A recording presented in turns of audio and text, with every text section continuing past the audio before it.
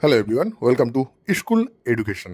আমরা এখন শুরু করব আবার বেশ কিছু ইম্পর্টেন্ট প্রশ্ন এবং উত্তর নিয়ে আলোচনা। প্রত্যেকটা প্রশ্ন চাকরির পরীক্ষার জন্য খুব ইম্পর্টেন্ট এবং প্রত্যেকটা প্রশ্নের সঙ্গে আনুষাঙ্গিক কিছু গুরুত্বপূর্ণ তথ্যও দেওয়া হবে, যাতে অন্যরকমভাবে প্রশ্নটা যদি আসে বা অন্য কোনো প্রশ্ন আসে এই রিলেটেড, সেক্ষেত্রেও যেন আপনারা তার সঠিক উত্তর করে আসতে পারেন। তো দেখে নেওয়া যাক এখানে কোন কোন প্রশ্ন আলোচনা করা হয়েছে। এখানে প্রথমেই যে প্রশ্নটা রয়েছে সেটা হচ্ছে, খলজি বংশের সর্বশেষ শাসক কে ছিলেন? এখানে অপশান কি কি রয়েছে? আলাউদ্দিন খলজি, মোবারক খলজি, খসরু শাহ, জালালউদ্দিন খলজি। এর সঠিক উত্তর হচ্ছে অপশান সি, খসরু শাহ।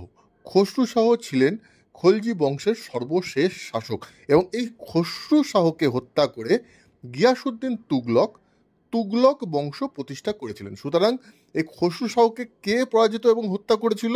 গিয়াসুদ্দিন তুগলক। এবং এই গিয়াসুদ্দিন তুগলক কোন বংশ প্রতিষ্ঠা করেছিলেন? তুগলক বংশ প্রতিষ্ঠা করেছিলেন।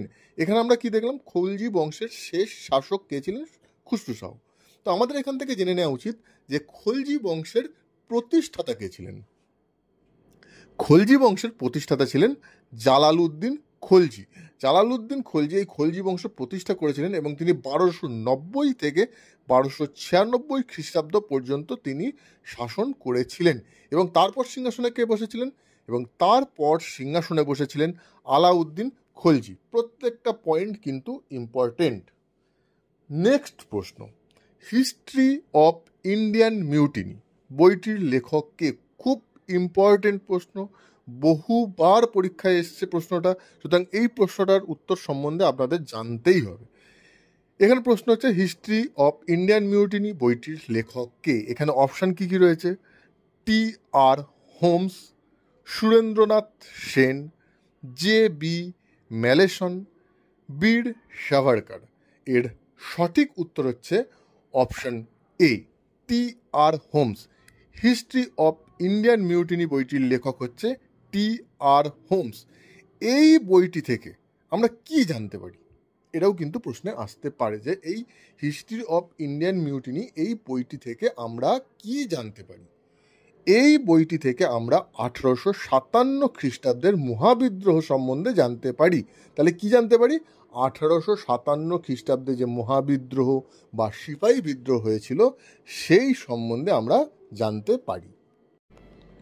নেক্সট প্রশ্ন, এলাহাবাদ প্রশস্তি থেকে কোন বংশের ইতিহাস জানা যায়? এখানে অপশান কি কি রয়েছে? সাতবাহন বংশ, মৌর্য বংশ, গুপ্ত বংশ, কুষাণ বংশ। তার আগে বলে দিই, যে কোনো প্রশস্তি বা শিলালেখ থেকে সেই সময়কার ইতিহাস জানা যায়। সেই সময় কোন রাজবংশ ছিল, সেই সময় কি ঐতিহাসিক ঘটনা ঘটেছিল, এগুলো কিন্তু ঐতিহাসিকরা আবিষ্কার করেছেন বিভিন্ন রকমের স্তম্ভলেখ বা শিলালেখ বা বিভিন্ন রকমের পুঁথি থেকে, বা সেই সময় যারা দার্শনিক ছিলেন বা সেই সময় যারা লেখক ছিলেন তাদের যে লেখা পুঁথি বা বিভিন্ন রকম লেখ ছিল, সেগুলো থেকেই কিন্তু ইতিহাস রচনা করা যায়। সুতরাং বুঝতেই পারছেন যে এলাহাবাদ প্রশস্তি থেকেও কিন্তু সেই সময়কার ইতিহাস জানা গিয়েছে। তো এই ক্ষেত্রে প্রশ্ন হচ্ছে, এলাহাবাদ প্রশস্তি থেকে কোন বংশের ইতিহাস জানা যায়? এখানে অপশন কি কি রয়েছে? সাতবাহন বংশ, মৌর্য বংশ, গুপ্ত বংশ, কুষাণ বংশ। এর সঠিক উত্তর হচ্ছে অপশন সি, গুপ্ত বংশ। গুপ্ত বংশের ইতিহাস আমরা জানি এই এলাহাবাদ প্রশস্তি থেকে জানা যায়। এখন ঘটনা হচ্ছে, এই এলাহাবাদ প্রশস্তি কখন রচিত হয়েছিল? এটাও ইম্পর্টেন্ট প্রশ্ন, আসতেই পারে পরীক্ষায়, যে এলাহাবাদ প্রশস্তি কোন সময় বা কার রাজত্বকালে রচিত হয়েছিল। সেক্ষেত্রে উত্তর কি হবে? সেক্ষেত্রে উত্তর হবে গুপ্ত সম্রাট সমুদ্রগুপ্ত। গুপ্ত সম্রাট সমুদ্রগুপ্তের রাজত্বকালে এলাহাবাদ প্রশস্তি রচিত হয়েছিল। এবং এটি কি? এটি একটি পুঁথি, নাকি এটি একটি স্তম্ভলেখ, নাকি একটি শিলালেখ, নয়তো এটি কি? এটি ছিল একটি স্তম্ভলেখ। অবশ্যই মনে রাখতে হবে, এটাও কিন্তু ইম্পর্টেন্ট প্রশ্ন। এটি একটি স্তম্ভলেখ। এবং এটি মোট 4টি খণ্ডে বিভক্ত ছিল বা 4টি সংখ্যায় বিভক্ত ছিল। এই ছোট জায়গাটাও মনে রাখতে হবে, কারণ এখান থেকেও প্রশ্ন যে আসতে পারে না তা নয়। অনেক সময় হয় কি, মেনে অনেকগুলো অপশান দিয়ে দেয়, এবার তার মধ্যে কোনটা সঠিক বা কোনটা ঠিক নয় এরকমভাবেও আসে, সেই ক্ষেত্রে কিন্তু এই ছোট ছোট পয়েন্টগুলোও মনে রাখতে হবে। অর্থাৎ এই স্তম্ভলেখটি এলাহাবাদ প্রশস্তি এটা 4টি খণ্ড বা 4টি সংখ্যায় বিভক্ত ছিল।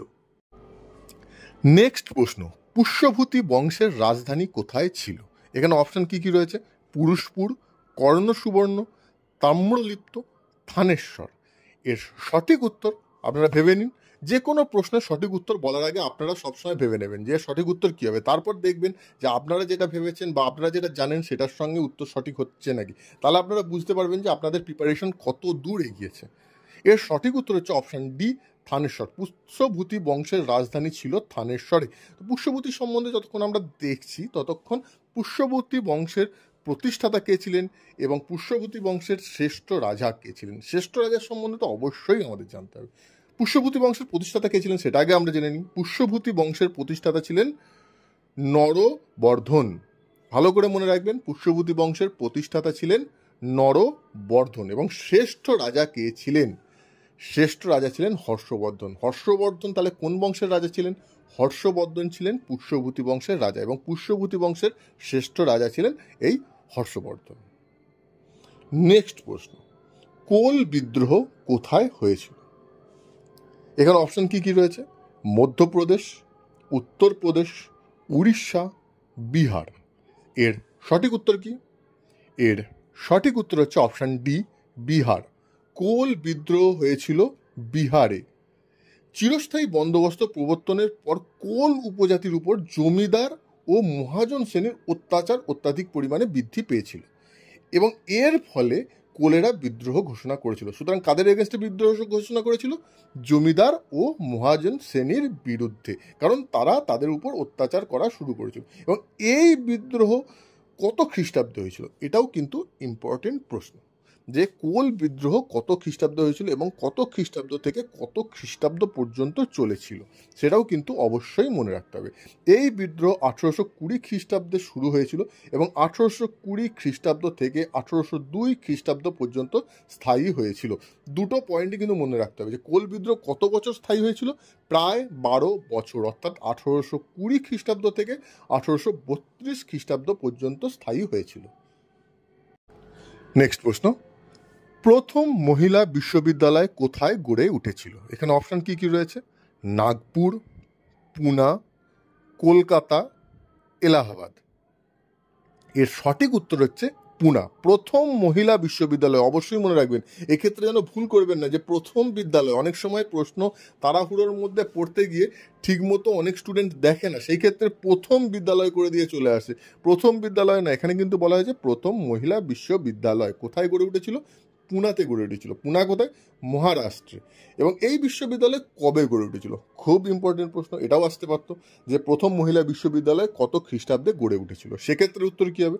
সেক্ষেত্রে উত্তর হবে 1916 খ্রিস্টাব্দে। 1916 খ্রিস্টাব্দে গড়ে উঠেছিল। এবং এখানে আর একটা প্রশ্ন খুব ইম্পর্টেন্ট হয়ে যায় যে কার আমলে, মানে কোন ব্রিটিশ যে আধিকারিক ছিলেন তার আমলে এই প্রথম মহিলা বিশ্ববিদ্যালয় গড়ে উঠেছিল? তিনি কে? তিনি হলেন লর্ড চেমসফোর্ড। অর্থাৎ ভারতের ভাইসরয় লর্ড চেমসফোর্ডের আমলে এই প্রথম মহিলা বিশ্ববিদ্যালয় গড়ে উঠেছিল। এটা কিন্তু অবশ্যই মনে রাখতে হবে, এই লর্ড চেমসফোর্ডের নাম অবশ্যই মাথায় রাখতে হবে।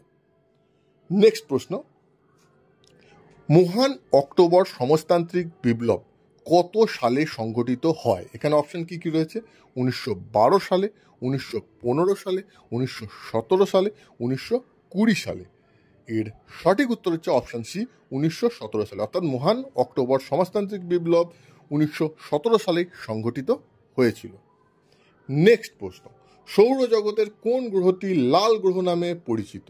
খুব সহজ উত্তর, আশা করি আপনারা সবাই দিতে পারছেন। তবু অ্যান্সারটা বলে দিই। এখানে অপশান কী কী রয়েছে? বৃহস্পতি, ইউরেনাস, শুক্র, মঙ্গল। এর সঠিক উত্তর হচ্ছে অপশান ডি, মঙ্গল। সৌরজগতের লাল গ্রহ মঙ্গল গ্রহকে বলা হয়। নেক্সট প্রশ্ন কি আছে? অস্ট্রেলিয়ার জাতীয় প্রতীক কোন প্রাণী? এটা আশা করি সবার পারা উচিত। কিছু প্রশ্ন সহজ, কিছু প্রশ্ন কঠিন, এইভাবেই থাকবে। পরীক্ষায় সবসময় কঠিন প্রশ্ন থাকে না বা সবসময় সহজ প্রশ্ন থাকে না। সুতরাং এই প্রশ্নটার উত্তর আই হোপ আপনারা সবাই করতে পেরেছেন। এখানে অপশান কী কী রয়েছে? ক্যাঙ্গারু, সাদা ভল্লুক, ঈগল, পেঙ্গুইন। আপনারা যখনই দেখবেন অস্ট্রেলিয়ার খেলা বা অস্ট্রেলিয়ার কিছু, সেখানে কিন্তু তাদের প্রতীকটাকে দেয়া হয়। সেখানে কি হয়? ক্যাঙ্গারু দেখানো হয়, অর্থাৎ অস্ট্রেলিয়ার জাতীয় প্রতীক হচ্ছে অপশান এ, ক্যাঙ্গারু। কোন শাখার জন্য নোবেল পুরস্কার দেওয়া হয়? এখানে অপশান কি কি রয়েছে? রসায়ন, পদার্থবিদ্যা, ফিজিওলজি, উপরের সবকটি। নোবেল পুরস্কার রসায়নের জন্যও দেওয়া হয়, পদার্থবিদ্যার জন্যও দেওয়া হয়। সুতরাং এই দুটো তো কমন, রসায়নের জন্যও দেওয়া হয়, পদার্থবিদ্যার জন্যও দেওয়া হয়। এবার ফিজিওলজির জন্য দেওয়া হয় কি না হয় এটা যদি আপনারা নাও জানেন, তবুও এই প্রশ্নটার সঠিক উত্তর আপনারা করে আসতে পারবেন, কারণ আপনারা দুটো যে বিভাগে জানেন যে এর নোবেল পুরস্কার দেওয়া হয়। সুতরাং এর উত্তর অপশান ডি, উপরের সবকটি হবে। এটাই এটা খুব সহজ প্রশ্ন, জাস্ট একটু এলিমিনেট করতে হয় বা কখনো একটুখানি সাজিয়ে নিতে হয়। যেখানে জানছেন যে আপনারা রসায়ন এবং পদার্থবিদ্যায় নোবেল দেওয়া হয়, সুতরাং ফিজিওলজি বিদ্যাতেও নোবেল দেওয়া হয়। নেক্সট প্রশ্ন, সব থেকে উষ্ণতম মহাদেশ কোনটি? এখানে অপশন কি কি রয়েছে? এশিয়া, আফ্রিকা, অস্ট্রেলিয়া, দক্ষিণ আফ্রিকা। এর সঠিক উত্তর কোনটা? খুব সহজ উত্তর, মোটামুটি সবাই জানেন, কিন্তু কেন সেটাও জানতে হবে। কারণ নিরক্ষরেখা বা মূল মধ্যরেখার উপর যে দেশগুলি অবস্থিত, সেই দেশগুলিতে উষ্ণতা সব থেকে বেশি। পৃথিবীর যতগুলো মহাদেশ আছে তার মধ্যে যে মহাদেশটি অবস্থান মূল মধ্যরেখা বা নিরক্ষরেখার উপর, সেখানে উষ্ণতা সব থেকে বেশি হবে, এটাই স্বাভাবিক। সুতরাং মূল মধ্যরেখা বা নিরক্ষরেখার উপর কোন মহাদেশটি রয়েছে? সেটা হচ্ছে আফ্রিকা। সুতরাং এখানে সঠিক উত্তর কি? Option B, Africa. সব থেকে উষ্ণতম মহাদেশ আফ্রিকা। নেক্সট প্রশ্ন, জাপানের সরকারি মুদ্রা কি? এখানে অপশান কি কি রয়েছে? ইয়েন, আফ্রিকা ইউয়ান, জাপানি ডলার, দিনার। আফ্রিকা ইউয়ান হবে না, তো বুঝাই যাচ্ছে। আমি আগেই কি বলেছি, অনেক সময় অনেক প্রশ্নের উত্তর এলিমিনেট পদ্ধতির মাধ্যমেও কিন্তু বার করে দিতে হয়। আফ্রিকান ইউয়ান হবে না, এটা বুঝাই যাচ্ছে। আফ্রিকান ইউয়ানকে বাদ দিন। দিনার নয়, এখানে সঠিক উত্তর হচ্ছে অপশান এ, ইয়েন। জাপানের সরকারি মুদ্রা হচ্ছে ইয়েন, আর চীনের সরকারি মুদ্রা কি? ইউয়ান। এই দুটো কিন্তু তফাৎটা মনে রাখবেন, যে জাপানের সরকারি মুদ্রা ইয়েন এবং চীনের সরকারি মুদ্রা ইউয়ান। এইখানেই কিন্তু প্রবলেম হয়ে যায়, মনে থাকে না যে ইয়েন না ইউয়ান। এইটা অবশ্যই মাথায় রাখতে হবে, যে জাপান সংখ্যায় কতটা একটু বড়, তার মানে ইয়েন, আর ইউয়ান সংখ্যায় বড় চীন, মানে যেটা ছোট তার হবে বড়, যে বড় তার হবে ছোট। এইভাবেও কিন্তু আপনারা মনে রাখতে পারেন। নেক্সট প্রশ্ন, নিম্নলিখিত কোন দেশটি আফ্রিকা মহাদেশে অবস্থিত নয়? এর সঠিক উত্তর কি? এখানে অপশান কি কি রয়েছে? Algeria, Yemen, Morocco, Sudan. এর সঠিক উত্তর হচ্ছে অপশান বি, ইয়েমেন। ইয়েমেন কিন্তু আফ্রিকা মহাদেশে অবস্থিত নয়। এছাড়া আলজেরিয়া, মরক্কো, সুদান, এই তিনটে দেশই আফ্রিকা মহাদেশে অবস্থিত। আই হোপ ভিডিওটা আপনাদের ভালো লেগেছে এবং ভিডিওটা যথেষ্ট কাজে দেবে আপনাদের চাকরির পরীক্ষার প্রিপারেশনের জন্য। আজকের ভিডিও এই পর্যন্ত। যদি ভালো লাগে ভিডিওটা অবশ্যই লাইক করুন, কমেন্ট করুন। এখনও পর্যন্ত যদি এই স্কুল এডুকেশন চ্যানেল আপনারা সাবস্ক্রাইব না করে থাকেন, তো অবশ্যই সাবস্ক্রাইব করে নিন, যাতে আপনারা আমাদের সঙ্গে যুক্ত থাকতে পারেন। আর ভিডিওটা যদি ভালো লাগে অবশ্যই সোশ্যাল মিডিয়ার বিভিন্ন মাধ্যমে ভিডিওটি শেয়ার করুন, যাতে অন্যান্য স্টুডেন্টরাও ভিডিওটা দেখে উপকৃত হতে পারে। সো এতক্ষণ ভিডিওটা দেখার জন্য আপনাদের সবাইকে অসংখ্য ধন্যবাদ। Thank you.